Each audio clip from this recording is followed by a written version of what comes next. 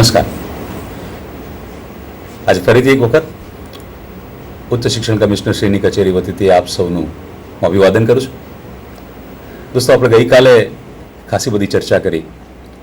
Commissioner Shrimati Jayanti રવિએ પણ ખૂબ જ આપણને આખું વર્ષ કામ કરવાનું ભાથું મળી રહે અને હિંમત મળી રહે, માર્ગદર્શન મળી રહે એવી વાતો પણ ગઈકાલે અહીંયાથી પ્રસારિત થઈ. એ જ દિશામાં આજે ફરીથી આપને યાદ કરાવી દઉં કે આ કાર્યક્રમ એ ઉચ્ચ શિક્ષણ વિભાગનો એટલે કે આપણો સૌનો છે. અહીંયા આવવા માટે આપ સૌને અમારા વતીથી ખુલ્લું આમંત્રણ છે. આપને ગઈકાલે ઈમેલ એડ્રેસ લખાવવામાં આવ્યું છે. આપ આપની પૂરી માહિતી એ ઈમેલ એડ્રેસ ઉપર મોકલી શકો છો. અહીંયા વિદ્યાર્થીઓ, અધ્યાપકો અને આચાર્યો માટેનું એક પ્લેટફોર્મ તૈયાર છે. આપણે બધા સાથે મળીને ખૂબ વાતો કરીએ અને સ્વર્ણિમ લક્ષ્યાંકો જે આપણે આ વર્ષે પાર પાડવાના છે એને સાથે મળીને પાર પાડીએ. આજની આ વ્યાખ્યાનમાળાની લેક્ચરમાં મારી સાથે રૂચાબેન અને કવિતાબેન છે. હું એમનું સ્વાગત કરું છું. રૂચાબેન એ સમર્પણ કોલેજમાં અંગ્રેજીના પ્રાધ્યાપિકા છે અને કવિતાબેન એ સદગુણા શિવ આર્ટ્સ કોલેજમાં અંગ્રેજીના પ્રાધ્યાપિકા છે. આ બંને બહેનો વિમેન્સ રાઇટિંગમાં એમફિલ કરી ચૂક્યા છે અને હવે પીએચડી પણ એમાં જ કરી રહ્યા છે. અને સાથે સાથે ગુજરાતનું પ્રતિનિધિત્વ આંતરરાષ્ટ્રીય સ્તરે women's international league for peace and ફ્રીડમમાં એ ગુજરાતનું પ્રતિનિધિત્વ કરી રહ્યા છે, જે આપણે માટે ખૂબ જ આનંદની વાત છે. આજે આ બંને પ્રાધ્યાપિકા બહેનોનો આપણને લાભ મળવાનો છે અને એ લોકો વિશ્વ સાહિત્ય અને સ્ત્રીઓ વિશેની વાત આપણી સામે મૂકશે. વિનંતી કરીશ રૂચાબેનને કે પોતાનું વક્તવ્ય શરૂ કરે. આભાર કમલભાઈ. આજનો વિષય જેમ કમલભાઈએ કહ્યું તે મુજબ વિશ્વ સાહિત્ય અને સ્ત્રીઓ.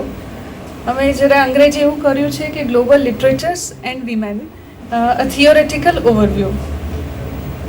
વિષયની શરૂઆત કરીએ ત્યારે એક પાયાનો પ્રશ્ન એવો આવે કે અત્યારે એકાએક સ્ત્રીઓનું સાહિત્ય બહુ ચર્ચિત કેમ થઈ ગયું? આટલા વર્ષો સુધી શું બન્યું? એવું બન્યું કે સ્ત્રીઓએ સાહિત્ય લખ્યું જ નહોતું? મિત્રો, વાત કરીએ તો સ્ત્રીઓનું સાહિત્ય એ ખૂબ જૂની ટ્રેડિશન છે. આપ જોઈ શકો છો સ્લાઇડ પર કે ઇન્ડિયન લિટરેચરની વાત કરીએ, ભારતીય સાહિત્યની, તો મુત્તા નામના એક સાહિત્યકાર, સ્ત્રી લેખિકા. અહીંયા જ્યારે અમે વાત કરી રહ્યા છીએ ત્યારે રાઇટિંગની એટલે લખાણની, લેખિકાઓની વાત કરી રહ્યા છીએ. તો એમના લખાણો મળે છે 6ઠ્ઠી સદી પૂર્વે, ઈસવીસન પૂર્વેની 6ઠ્ઠી સદીથી આ લખાણો મળે છે. તેઓ એક ભક્તિ કવિયત્રી હતા અને બુદ્ધિઝમના ઇન્ફ્લુઅન્સ નીચે તેમણે કાવ્યો રચ્યા.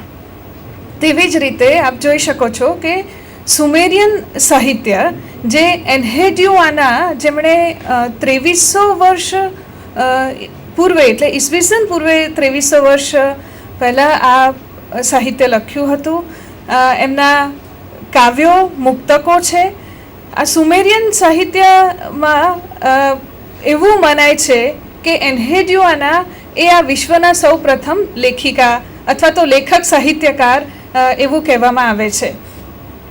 એમણે કલ્પના કરી એમના કાવ્યોમાં કે તેઓ પોતે એક વોરિયર છે, એક યોદ્ધા છે અને ચંદ્રની દીકરી કે જેને રાત્રે ઊંઘ નથી આવતી, ચંદ્રને તે નાના કહે છે અને ચંદ્રની દીકરી એ ઈયા નાના.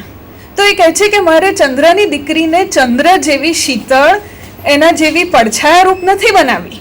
આ સુમેરિયન સાહિત્યમાં ચંદ્રને તેઓ પુરુષ તરીકે જુએ છે, જે બહુ જ યુનિક છે. મોટાભાગના સાહિત્યોમાં પુરુષ એ સૂર્ય હોય અને સ્ત્રી એ ચંદ્ર હોય, પણ આ લેખિકાની પોતાની કલ્પના છે. આજથી 2300 વર્ષ પહેલાં એટલે કે 5000 વર્ષ પહેલાંના સાહિત્યની હું વાત કરું છું. તો આ એ ઈયા નાનાને રોજ રાત્રે એ હાલરડા ગાઈને યુદ્ધની વાતો કરે છે અને કઈ રીતે ઈયાનાના એ રાજકારણને અપનાવે, રાજનીતિમાં જઈ શકે અને એમાં ટકી શકે એવી વાતો આ એન્હેડ્યુઆનાએ લખી છે. તેવી જ રીતે ગ્રીક સાહિત્યની વાત કરીએ તો સાફો જેનાથી આપણે સૌ પરિચિત છીએ કે ઈસવીસન પૂર્વે 630 થી 570 દરમિયાન એમના કાવ્યો એમના લખાણો મળે છે આપણને, અને ખૂબ જાણીતા લેખિકા તરીકે આપણે એવું માનીએ છીએ, કારણ કે યુરોસેન્ટ્રિક માઇન્ડ આપણું એવું કહે કે સૌથી પ્રથમ લેખિકા હોય તો સાફો, પણ બીજી પણ સંસ્કૃતિઓમાં બહેનોએ લખ્યું છે. તેવી જ રીતે જાપાનીઝ સાહિત્યની વાત કરીએ તો લેડી મુરાસાકી, જેમનો સમયગાળો આજથી 1000 વર્ષ પહેલાંનો, એમણે અ ટેલ ઓફ ગેન્જી નામની નવલકથા લખી. એ ટેલ ઓફ ગેન્જીમાં 400 પાત્રો, અને આ બધા જ પાત્રો એ સ્ત્રીઓને અનુલક્ષીને લખે છે. વળી પાછું જે વાત આપણને સુમેરિયન સાહિત્યમાંથી મળે એ જ વાત જાપાનીઝ સાહિત્યમાંથી પણ મળે છે, કે તે રાજનીતિના પાઠ ભણાવે છે આ સ્ત્રીઓને. અને 20મી સદીમાં જાપાનીઝ નવલકથાકાર યાસુનારી કાવાબાતાને જ્યારે નોબેલ પ્રાઇઝ મળ્યું ત્યારે કાવાબાતાએ કહ્યું કે મારા પાયામાં લેડી મુરાસાકી છે, કારણ કે વિશ્વની જો સૌથી પહેલી સાયકોલોજીકલ મનોવૈજ્ઞાનિક નવલકથા લખી હોય તો તે આ લેડી મુરાસાકીએ લખી છે. આવી જ રીતે આપણે કદાચ જાણતા નહીં હોઈએ, પણ હાઇકુ અને તાનકા આ બે સાહિત્ય સ્વરૂપોનો ઉપયોગ સૌથી વધારે જાપાનમાં સ્ત્રીઓએ કર્યો છે. એમાં વાત એવી કે જાપાનની સંસ્કૃતિ પણ પુરુષ પ્રધાન સંસ્કૃતિ, જેમ વિશ્વના મોટાભાગના દેશોમાં આપણને જોવા મળે તેવી જ વાત. અને સ્પેશિયલી જે રાજ્યમાં રહેતી એટલે રાજભવનમાં રહેતી સ્ત્રીઓ, એમને બહાર જવાની છૂટ નહીં, 4 દિવાલોની વચ્ચે જીવે. તો આ બહેનો પોતાની વાત બીજા સુધી કઈ રીતે પહોંચાડે?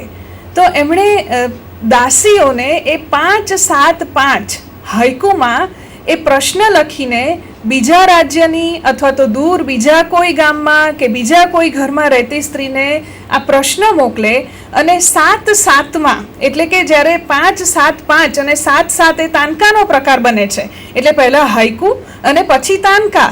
તો એ તાનકામાં જવાબ લઈને દાસી પાછી આવે તો ખ્યાલ ના આવે કે આ બહેનોએ અંદર શું વાત કરી, અને એક આખી પરંપરા આ રીતે વર્ષો સુધી ચાલી. એવું બન્યું કે એ 11મી સદીમાં જ્યારે આ પરંપરા આવી ત્યારે એના 300 વર્ષ પછી બધું પકડાવા માંડ્યું કે સ્ત્રીઓ તો આ રીતે એકબીજાને પ્રશ્નો પૂછે છે, જવાબ આપે છે, વાતો આમથી આમ થાય છે.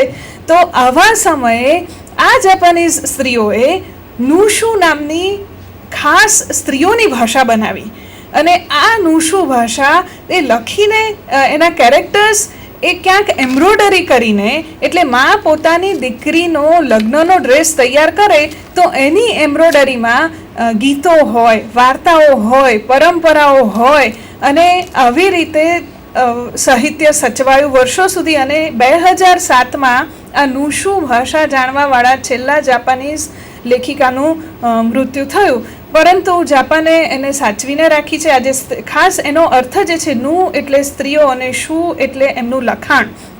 તો કહેવાનો અર્થ એ છે કે વર્ષોની પરંપરા હતી સ્ત્રીઓ પાસે સાહિત્યની, પરંતુ ઇતિહાસ લખાયા અથવા તો જે જાળવવાની વાત આવી સાહિત્ય અને લખાણોને, તો માત્ર ને માત્ર પુરુષોનું લખાણ સચવાય અથવા તો ઇતિહાસમાં તેના જ ઉલ્લેખો થાય. એને કારણે સ્ત્રીઓનું લખાણ વર્ષો સુધી ક્યાંક ધરબાયેલું રહ્યું, ક્યાંય લોકોને નજરે ન ચડ્યું. બન્યું એવું કે 19મી સદીના અંતમાં જ્યારે એવો સમયગાળો કે વિશ્વના મોટાભાગના દેશો પર બ્રિટિશરોનું રાજ હતું, તેની સામે બળવા થવા માંડ્યા. ભારતની વાત કરીએ તો અહીંયા પણ સ્વામી દયાનંદ સરસ્વતી, રાજા રામમોહન રોય, ગાંધીજી 20મી સદીની શરૂઆતમાં તેમણે સ્ત્રીઓને હાકલ કરી, સ્ત્રીઓના શિક્ષણ માટે પ્રયત્નો કર્યા. આ જ વાત બ્રિટનમાં બની, યુરોપના કન્ટ્રીઝમાં બની, અને ત્યાં પણ સ્ત્રીઓને શિક્ષિત કરવાની વાત આવી. એમાં વળી W.B. યેટ્સ નામના કવિએ એક પંક્તિ લખી 1920માં કે the centre can not hold the things fall apart. એટલે કે કેન્દ્ર એ હવે કેન્દ્ર રહ્યું નથી, તેનું વિકેન્દ્રીકરણ થયું છે, નાના નાના વર્તુળો ઊભા થઈ રહ્યા છે, અને ગુલામી પ્રથા અથવા તો દબાયેલા કચડાયેલા લોકો માત્ર અંગ્રેજો શાસકો સામે એમ નહીં, પરંતુ તેમને દબાવવાવાળા જેમ કે માઇનોરિટીઝ દલિતો છે એમણે પણ પોતાનો અવાજ ઉઠાવ્યો, એવી રીતે સ્ત્રીઓએ પણ પુરુષોની સામે પોતાનો અવાજ ઉઠાવ્યો. અને આવા સમયે વર્જિનિયા વુલ્ફ નામના અંગ્રેજ લેખિકા, તેમણે પુસ્તક લખ્યું 1929માં અ રૂમ ઓફ વન્સ ઓન. અને આ પુસ્તક એ ફેમિનિઝમ અથવા તો નારીવાદનું એક બાઇબલ ગણાય છે.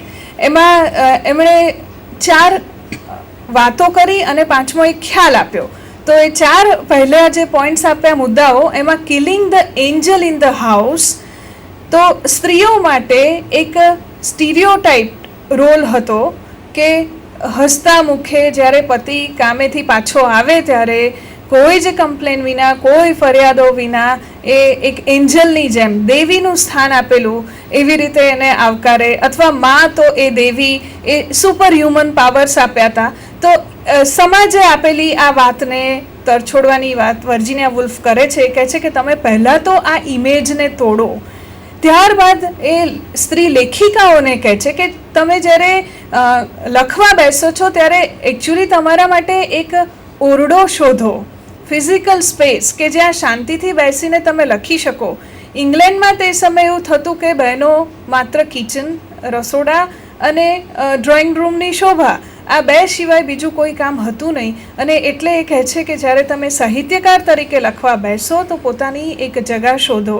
અને આ વાત આપણને અમેરિકન સાહિત્યમાં લગભગ વર્જિનિયા વુલ્ફના 10 વર્ષ પછી એડના ફર્બર નામના એક સાહિત્યકાર આવ્યા. એમની ઓટોબાયોગ્રાફીમાં તેઓ લખે છે કે હું કંઈક લખવા બેસું સાહિત્યકાર તરીકે ત્યારે માત્ર આજુબાજુના પુરુષો નહીં, પણ પુરુષ પ્રધાન સમાજમાં ઘડાયેલી મારી માં પણ એમ કહે કે મારી દીકરી તો ખાલી ટાઈપ રાઇટિંગ કરે છે. સ્ત્રીઓ વળી લખી શકે? અરે એ તો ટાઈપ રાઇટિંગની પ્રેક્ટિસ કરે છે. તો વર્જિનિયા વુલ્ફ એમ કહે છે કે તમે એક એવી જગા શોધો કે જ્યાં બેસીને તમે લખી શકો. ત્યાર પછી તે 3જો પોઈન્ટ આપે છે કે ઇકોનોમિક ફ્રીડમ, જેમાં આર્થિક સ્ત્રીએ પગભર થવાનું છે, પોતાની આર્થિક સ્વતંત્રતા તરફ જવાની વાત પણ વર્જિનિયા વુલ્ફ કરે છે. 4થો પોઈન્ટ આપે છે રાઇટિંગ અબાઉટ બોડી. સ્ત્રીઓ એ સ્ત્રીઓના દેહને પુરુષ પ્રધાન સંસ્કૃતિએ નિમ્ન ગણ્યો છે. અને જ્યારે એક બાળકી આ પુરુષ પ્રધાન સમાજમાં જન્મે છે ત્યારે તેને દેહ પ્રત્યે ઘૃણા હોય છે, એક ગુનાહિત લાગણી હોય છે. સ્ત્રી દેહની વાતો ક્યાંય સ્ત્રીઓ કરી શકતી નથી. એવું કહેવાય કે આવી વાત કરનાર સ્ત્રી એ બેશરમ હોય છે. તો વર્જિનિયા વુલ્ફ એમ કહે છે કે તો તમે આ જે કન્ડિશનિંગ છે, આ સ્ટીરિયોટાઇપ છે, તેમાંથી બહાર આવીને તમારા લખાણમાં તમારા દેહના અનુભવોની વાતો પણ લખો. અને આ 4 જે મુદ્દા આપ્યા ત્યાર પછી 5મો ખ્યાલ આપે છે એન્ડ્રોજીની. એમાં તેઓ કહે છે કે સ્ત્રી પણ પુરુષ લેખકોની જેમ લખી શકે છે. અને ત્યાં એક નવી વાત આપણી પાસે આવે છે. વર્જિનિયા વુલ્ફ બાદ 1940ની આસપાસ સિમોન દી બુવા આ જ વાતને જરાક જુદી રીતે પ્રેઝન્ટ કરે છે. તો તેની વાત કવિતાબેન આપણને કરશે. Rucha, I'm really pleased કે આપણે when we talk about a topic like world literature and women, એને આખું કોમ્પોઝિટ રીતે કેવી રીતે મૂકવું, it is a very difficult task. And as a research scholar, as right now I am pursuing my PhD degree, I strongly believe that research is the best way to understand any topic, and that is what she has presented before her. હું જે વાત કરવાની છું, I have a different bent. Here I am going to talk more about literature. હું સાહિત્ય અને સાહિત્યની રચના દરમિયાન સદીઓ, સેન્ચુરીઝ વાઇઝ જ્યારે વિમેન રાઇટર્સ લિટરેચર લખતા હતા ત્યારે એ લોકોના જે સંઘર્ષ, એ લોકોના જે કોન્ફ્લિક્ટ્સ, એ ક્રિટિક્સના પોઈન્ટ ઓફ વ્યૂથી આપની સામે હું રજૂ કરવાની છું. હું મારા વિદ્યાર્થીઓ અને મારા સહ અધ્યાપકો બધા સાથે when I am in a discussion I often tell કે જ્યારે પણ આપ કોઈ વિષય પસંદ કરો છો કામ કરવા માટે, for example like women studies, gender studies, cultural studies, anything related to literature and women, એક બહુ જ અગત્યની વસ્તુનો જે આપને ખ્યાલ હોવો જોઈએ એ છે જે બધી થિયોરીઝ જે અપાઈ છે. મને ઘણો અફસોસ થાય છે કે ઘણીવાર સ્ટુડન્ટ્સ થિયોરી શબ્દથી જ ગભરાતા હોય છે. સો મારા આજના પ્રેઝન્ટેશનમાં મારો ફોકસ એ થિયોરી ઉપર છે. 2-3 પોઈન્ટ્સ હું પહેલાં રજૂ કરવા માગું છું before I begin. that when we talk about women's literature, especially women's writing, બે ટર્મ્સનો ખ્યાલ આપણને પ્રથમ તબક્કે હોવો જોઈએ છે, and that is gender and genre. This is at the very outset it should be clear that gender is a social label. કોઈ પણ સાહિત્યમાં, એ સ્ત્રીનું સાહિત્ય હોય, it's a women's writing or men's writing, often a very debated question is कि why a genre is related to a gender? Why women's writing is women's writing? Why aren't they judged? They are judged according to their capacities. So at the very outset, gender एक social construct છે. It's a label given by the society that a male has to behave in this manner, a female has to behave in this manner. Those are the social constructs. But when we relate it to a genre એક લિટરેચરના પ્રકારનું નામ છે. જ્યારે સાહિત્ય રચાય છે ત્યારે એમાં ઘણા બધા પ્રકાર હોય છે. મેજર કન્ટેમ્પરરી જાન્સને આપણે જોઈએ તો they are novel, drama, poetry. But when we boil down to the subgenres, we come across many things like autobiography, biography, fables, fairy tales, fictions, and lot many things. So when you are reading a text, at the very outset you should be clear about that how are you relating a genre with gender, especially is it a women's writing, is it a men's writing, the text. મને યાદ આવે છે કે ક્રિટિસિઝમમાં એક French critic છે હતા જેમનું નામ છે Ronald Barthes. he wrote a book, Pleasure of the Text. So first of all you should be pleased to explore a text. Now let's begin the theoretical part. As I said, theory is the most scaring area when it comes to teaching. At the same time, when the students have to learn that, according to me, theory means, just to define it in the way I understand, is getting into the text, just trying to find out what is the language, what type of writing it is. And when we discover when we just try to know these things, then we boil down to a sort of a conclusion. Now, first and foremost, I would begin my theoretical part discussing. Next, I would come to Showalter. First of all, I would like to share something about the French theorist Simone de Beauvoir. I have not mentioned it in my slide. French લેખિકા Simone de Beauvoir એમણે એક women's રાઇટિંગની theory આપેલી અને એમની એક book છે the second sex which was written in 1947, which is divided in 2 volumes. The first volume is titled as Facts and Myths, and the second volume is titled as Women's Life Today. In the very opening lines, she writes that one is not born but becomes a woman. She asserted this fact that woman is not born, that biological, physiological aspects are there. But according to Simone de Beauvoir, it is the patriarchal setup, the society which shapes a woman to become a woman. And that is one of the milestones if we talk about feminist criticism, and that's why I wanted to share something about Simone de Beauvoir. Now we next come to Ellen Showalter, Towards a Feminist Poetics, which was written in 1979, where she is જે આપણી સમક્ષ મૂકે છે 3 movements. They are like 3 phases which she has divided accordingly. According to her, the first phase is feminine, which was during 1840-80. Then the second was feminist, which was during 1880-1920. and the third, that was female, which was during 1920 onwards, that is up till the 20th century. According to Ellen Showalter, the feminine phase, in this phase, જે આપણે ગુજરાતીમાં એક લાઇનમાં સમજવું હોય તો કહી શકીએ કે ફેમિનિન ઇઝ ઇક્વલ ટુ ઇમિટેટિવ એટલે અનુકરણ. It was a phase in which women actually came to writing for the first time. They didn't have their own literature. They didn't, as આપણે રૂચાબેને કહ્યું એ પ્રમાણે કે સ્ત્રીઓનું સાહિત્ય, it's not a new discovery, it's not a rediscovery, but it was already there. But if we go through Ellen Showalter's, the feminine phase, women wrote in an effort to equal the intellectual achievements of the male culture and internalized its assumptions about female nature. એ લોકોએ આ ફેમિનિન ફેઝમાં ફક્ત અગાઉ જે લખાઈ ગયેલા સાહિત્ય, જે સ્પેશિયલી મેલે લખેલા, એનું અનુકરણ કર્યું.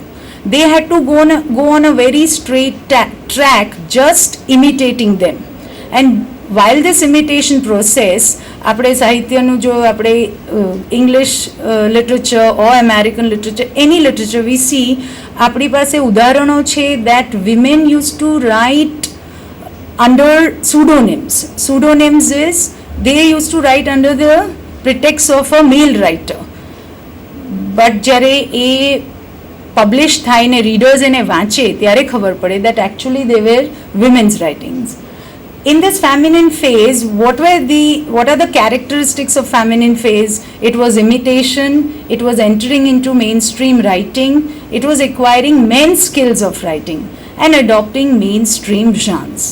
હવે અહીંયા એક કોમન પ્રશ્ન એવો આવતો હોય છે કે જો આપણે આ ગાળાની લેખિકાઓની કૃતિ જોઈએ છે ત્યારે the most important question comes is why novels only. Research એવું બતાવે છે કે women's bent was to write novels only. I would like to just add here that because it was a way to express, for the first time they got an opportunity to express to the ultimate, and that is what one of the reasons they must have selected that.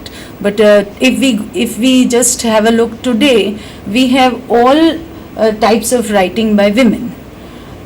In the next phase, sorry, I missed that.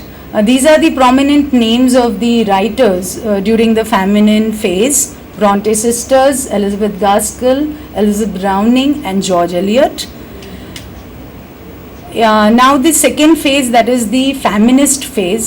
આને આપણે એક જ શબ્દમાં સમજવું હોય તો we can say that feminist is equal to reactive.